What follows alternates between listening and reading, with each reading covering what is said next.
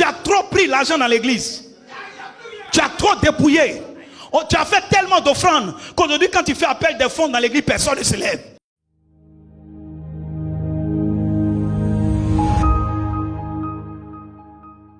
Oui, Job 39, verset 30. Est-ce par ton ordre Est-ce par ton ordre que l'aigle s'élève que l'aigle s'élève et qu'il place son nid sur la hauteur? Il place son nid où? Sur la hauteur. Maintenant, regardez le contraste, oui. C'est dans les rochers qu'il habite. Il place son nid où? Dans les hauteurs. Et puis il dort où? Dans les rochers. Oui. Qu'il a sa demeure, c'est sur la cime des rochers, sur le sommet des monts. De là, il épie sa proie. Il plonge au loin les regards. Ses petits boivent le sang. Et là où sont des cadavres, l'aigle se trouve. Mesdames et messieurs, j'ai le plaisir de vous apprendre, si vous avez la face de l'aigle, de ne plus chercher les endroits où sont les vivants. La Bible dit, les petits de l'aigle boivent du sang. Et là où sont les cadavres, l'aigle s'y trouve. Si tu es en face de l'aigle, l'aigle ne se trouve pas là où il n'y a pas de cadavre.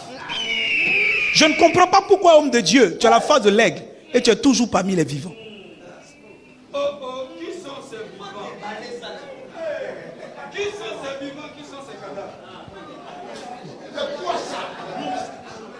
Que je pousse. Ce qui me réjouit, c'est que nous sommes tous des hommes de Dieu. Mais maintenant, c'est difficile pour moi de parler parce que les vidéos vont loin. Alléluia. Écoutez-moi très bien, Église, homme de Dieu. Nous savons, si nous avons la face de l'aigle, nous devons nous retrouver là où se trouvent les cadavres. Or, vous convenez avec moi que la Bible dit quelqu'un qui ne connaît pas le Seigneur, il est mort quoique vivant. Les cadavres dont je suis en train de parler, je ne parle pas des chrétiens parce que les chrétiens ont la vie en eux. Mais les cadavres, ce sont les païens. Qu'est-ce que je veux te dire? Ton ministère ne peut pas s'établir si tu ne te retrouves pas parmi les païens. Parce que la richesse aujourd'hui se trouve dans la main des païens. Se trouve dans la main des païens. Je prie que Dieu te révèle un païen que tu vas dépouiller, à qui tu vas arracher sa richesse. Si tu peux me dire amen fort, cette vision va jusqu'à t'atteindre. Les aigles se retrouvent parmi les cadavres.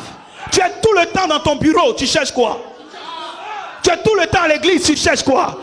Je dis, l'argent n'est pas à l'église. L'argent est dans la main des Égyptiens. L'argent est dans la main des Babyloniens. L'argent se trouve de l'autre côté. Il est temps que Dieu te révèle un païen que tu vas récupérer dans la prière. Tu vas convoquer son esprit. C'est un cadavre. Sa richesse est à toi. Parce que lorsque quelqu'un est mort, sa richesse est exposée. Tu auras droit à son héritage. Tu auras droit à ce qui lui appartient.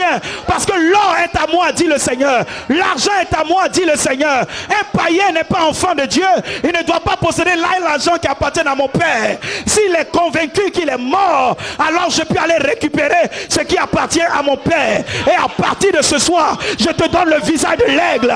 Tu te... Wow! Tu amènes bien et quelque chose se passe.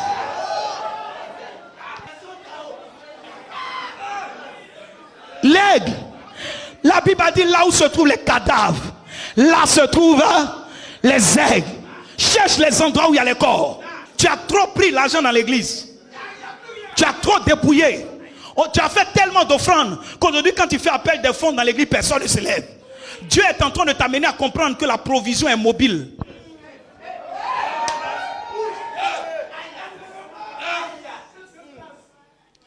La provision qui était à Kérit a quitté Kérit pour aller à Sarepta. La provision se délocalise. Quand tu constates que le terrain de l'église est sec, c'est que Dieu est en train de te révéler des cadavres.